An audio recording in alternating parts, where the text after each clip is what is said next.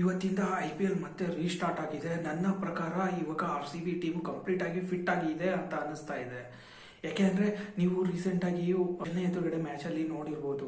ಆ ಮ್ಯಾಚ್ ಅಲ್ಲಿ ಜೋಸ್ ಹಜಲ್ವುಡ್ ಇರಲಿಲ್ಲ.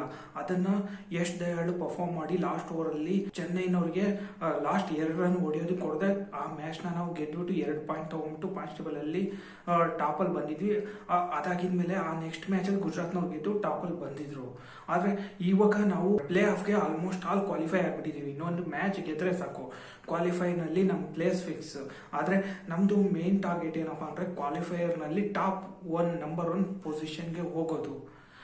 ಈಗ ನಾನು ಯಾಕೆ RCB ಟೀಮ್ ಕಂಪ್ಲೀಟ್ ಆಗಿ ಫಿಟ್ ಅಂತ ಹೇಳ್ತೀನಿ ಅಂದ್ರೆ, ಇವಾಗ ನೀವು ರೀಸೆಂಟ್ ಮ್ಯಾಚ್ ಅಲ್ಲಿ ನೋಡಿರ್ಬೋದು, ಒಬ್ರಲ್ಲ ಒಬ್ರು ಬ್ಯಾಟ್ಸ್ಮನ್ಗಳು ಬಂದು ರನ್ ಹೊಡಿತಾ ಇದ್ದಾರೆ. ರೀಸೆಂಟ್ ಚೆನ್ನೈ ಎದುರುಗಡೆ ರೊಮೋರಿಯೋ ಶೆಫರ್ಡ್ ಬಂದು ಲಾಸ್ಟ್ 2 ಓವರ್ಸ್ ಅಲ್ಲಿ 14 ಬಾಲಲ್ಲಿ 53 ರನ್ ಹೊಡೆದು ಇವರು 159ಕ್ಕೆ 6 ವಿಕೆಟ್ ಹೋಗಿದ್ರು ಕೂಡ ಆ ಮ್ಯಾಚ್ ಅಲ್ಲಿ ಕಮ್ ಬ್ಯಾಕ್ ಮಾಡಿದ್ರು. ಅದೇ ತರನೇ RCB ಟೀಮ್ ನಲ್ಲಿ ಒಬ್ರಲ್ಲ ಒಬ್ರು ಬಂದು ಸ್ಟ್ಯಾಂಡ್ ಆಗಿ ಮ್ಯಾಚ್ ನ ಗೆಲ್ಲಿಸ್ತಾ ಇದ್ದಾರೆ. ಇವಾಗ ಬೌಲಿಂಗ್ ಅಲ್ಲೂ ಕೂಡ ಅದೇ ತರ ನಡೀತಾ ಇದೆ, ಬ್ಯಾಟಿಂಗ್ ಅಲ್ಲೂ ಕೂಡ ಅದೇ ತರ ನಡೀತಾ ಇದೆ. ಅದು ಇನ್ನೂ ಗ್ರಿಪ್ ಅಲ್ಲಿ ಇದೇನೋ ಇಲ್ವೋ ಅನ್ನೋದು ಇವತ್ತಿನ ಮ್ಯಾಚ್ ಕಂಪ್ಲೀಟ್ ಆಗಿದ ಮೇಲೆ ಗೊತ್ತಾಗುತ್ತೆ. ಇನ್ನೊಂದು ಕಡೆ ಹೇಳ್ಬೇಕು ಅಂದ್ರೆ, ಇವಾಗ RCBದು ಆಸ್ ಎ ಟೀಮ್ ಕ್ಯಾಪ್ಟನ್ ಆಗಿ ರಜತ್ ಪಾಟಿದಾರ್ ಪಾಸ್ ಆಗಿದ್ದಾರೆ. ಇನ್ನೊಂದು ಏನಂದ್ರೆ, ಅವ್ರದ್ದು ಏನಾದ್ರು ಬ್ಯಾಟಿಂಗ್ ಫಾರ್ಮ್ ಏನಾದ್ರು ಬಂತು ಅಂದ್ರೆ RCB ಟೀಮ್ ಇನ್ನೂ ಬಲಿಷ್ಠ ಆಗುತ್ತೆ.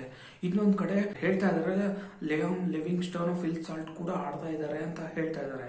ಇವಾಗ ಅವರು ಕೂಡ ಪ್ರಾಕ್ಟೀಸ್ ಮ್ಯಾಚ್ ಅಲ್ಲಿ ಫಾರ್ಮ್ ಅಲ್ಲಿ ಬಂದಿದ್ದಾರೆ ಅಂತ ಹೇಳ್ತಾ ಇದ್ದಾರೆ. ನೋಡ್ಬೇಕು ಅವ್ರೇನಾದ್ರು ಇವತ್ತಿನ ಟೀಮ್ ನಲ್ಲಿ ಅವ್ರೇನಾದ್ರು ಆಡ್ ಆದ್ರೆ RCB as A team full complete ಆಗಿ ಒಂದು ಒಳ್ಳೆ ಪರ್ಫಾರ್ಮೆನ್ಸ್ ಕೊಡುವಂತ ಚಾನ್ಸಸ್ ಇದೆ. ಇನ್ನೊಂದು ಕಡೆ ನಾವು ಹೇಳ್ಬೇಕು ಅಂದ್ರೆ, ದೇವದತ್ ಪಡಿಕ್ಕಲ್ ಪರ್ಫಾರ್ಮ್ ಮಾಡಿಲ್ಲ, ಅವರು ಈ ಸೀಸನ್ ಇಂದ ಆಚೆ ಉಳಿದಿದ್ದಾರೆ ಅಂತ ಹೇಳ್ತಾ ಇದ್ದಾರೆ. ಇನ್ನೊಂದ್ ಕಡೆ ಮಯಾಂಕ್ ಅಗರ್ವಾಲ್ ಟೀಮಿಗೆ ಬಂದಿದ್ದಾರೆ ಅಂತ ಹೇಳ್ತಾ ಇದ್ದಾರೆ. ಆದ್ರೆ ಈ ಮಳೆ ಬಂದ್ಮೇಲೆ ಚಿನ್ನಸ್ವಾಮಿ ಸ್ಟೇಡಿಯಂದು ಒಂದು ಪ್ರಾಬ್ಲಮ್ ಇದೆ ರೀ. ಏನು ಅಂದ್ರೆ, ಈ ಮ್ಯಾಚ್ ಅಲ್ಲಿ RCBನವರು ಟಾಸ್ ಕಂಪಲ್ಸರಿ ಗೆಲ್ಲೇಬೇಕು. ಟಾಸ್ ಗೆದ್ಬಿಟ್ಟು ಇವರು ಬೌಲಿಂಗ್ ತಗೊಂಡ್ರೆ ಒಂದು ಏನ್ ಮಾಡೋದು, ಫೈಟ್ ಮಾಡೋದಕ್ಕೆ ಒಂದು ಒಳ್ಳೆ ಅವಕಾಶ ಸಿಗುತ್ತೆ. ಆದ್ರೆ ಇವ್ರೇನಾದ್ರು ಟಾಸ್ ಸೋತ್ರು ಅಂದ್ರೆ ಸ್ವಲ್ಪ ಎಫರ್ಟ್ ಜಾಸ್ತಿ ಹಾಕ್ಬೇಕಾಗುತ್ತೆ, ಸ್ವಲ್ಪ ಸ್ಟ್ರಗಲ್ ಕೂಡ ಇರುತ್ತೆ. RCBನವರು ಗೆಲ್ಬೇಕು ಅಂದ್ರೆ ನೋಡೋಣ ಇರಿ. ಯಾಕಂದ್ರೆ ಈ ಸ್ಟೇಡಿಯಂ ನಲ್ಲಿ ಟಾಸ್ ಸೋತು ಗೆದ್ದಿರೋದು ತುಂಬಾ ರೇರು. ಆದ್ರೆ ಲಾಸ್ಟ್ ಟೈಮ್ ಚೆನ್ನೈ ಎದುರುಗಡೆ RCBನವರು ತುಂಬಾ ಏನ್ ಹೇಳ್ತಾರೆ, ವಾರ್ ತರ ಫೈಟ್ ಮಾಡಿ ಗೆದ್ದಿದ್ದಾರೆ 2 ರನ್ನಿಂದ. ಇವತ್ತಿನ ಮ್ಯಾಚ್ ಅಲ್ಲೂ ಕೂಡ ಅದೇ ತರನೇ ಕ್ಲೋಸ್ ಆಗ್ಬಹುದು ಅಂತ ಪ್ರತಿಯೊಬ್ರು ಹೇಳ್ತಾ ಇದ್ದಾರೆ. ನನ್ನ ಪ್ರಕಾರ RCB ಟೀಮ್ ನಲ್ಲಿ ಇರುವಂತಹ ಪ್ರತಿಯೊಬ್ರು ಅವರ ಹೈ ಲೆವೆಲ್ ಪರ್ಫಾರ್ಮೆನ್ಸ್ ಕೊಡೋದಕ್ಕೆ ಪೂರ್ತಿಯಾಗಿ ರೆಡಿ ಆಗಿದ್ದಾರೆ ಅಂತ ನನ್ಗೆ ಅನಿಸ್ತಾ ಇದೆ. ನೋಡೋಣ ಇರಿ. ಇವತ್ತಿನ ಮ್ಯಾಚು ಒಂಥರ ಹೈ ವೋಲ್ಟೇಜ್ ಮ್ಯಾಚ್ ತರ ಇರುತ್ತೆ, ಲಾಸ್ಟ್ ಬಾಲ್ ವರ್ಗೂ ತಗೊಂಡೋಗುತ್ತೆ. ಬೈ ಚಾನ್ಸ್ ಅಲ್ಲಿ ಪುಟ್ಟದು ಬ್ಯಾಟಿಂಗ್ ಸಿಕ್ಕರೆ ಇವ್ರು ಟೋಟಲ್ ರನ್ 200 ರನ್ಗೆ ಕ್ರಾಸ್ ಆಗ್ಬೋದು.